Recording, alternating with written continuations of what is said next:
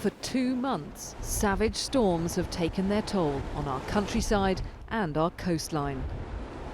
And the government's response to the extreme weather has received just as brutal a battering, it seems. The man who has borne the brunt of the onslaught so far is Environment Secretary Owen Paterson.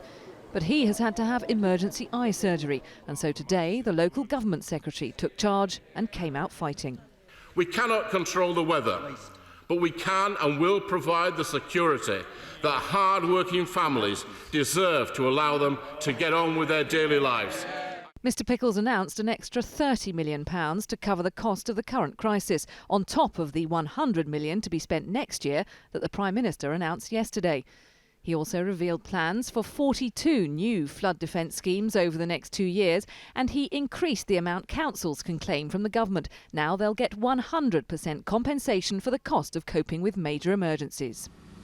Labour says the extra money that will now be pumped into flood prevention is just a belated attempt to make up for 2 years of coalition cuts to the flood defence budget. I really do think that the government need to stop claiming they're spending more than any other previous government has. They keep producing new figures to try and prove that none of them work, and should get on and put all that effort into helping people out and sorting out a long-term solution for these problems. But according to the Prime Minister, the government is pushing investment to the levels needed to protect flood-hit areas in the future.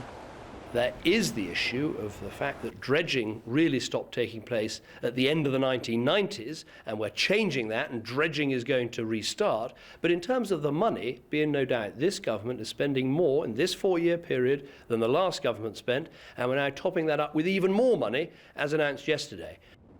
Tonight, David Cameron chairs another meeting of the government's emergency committee, COBRA, a sign of how high this crisis has now risen up the political agenda.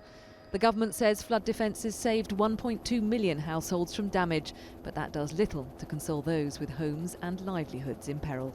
Catherine Jones, 5 News.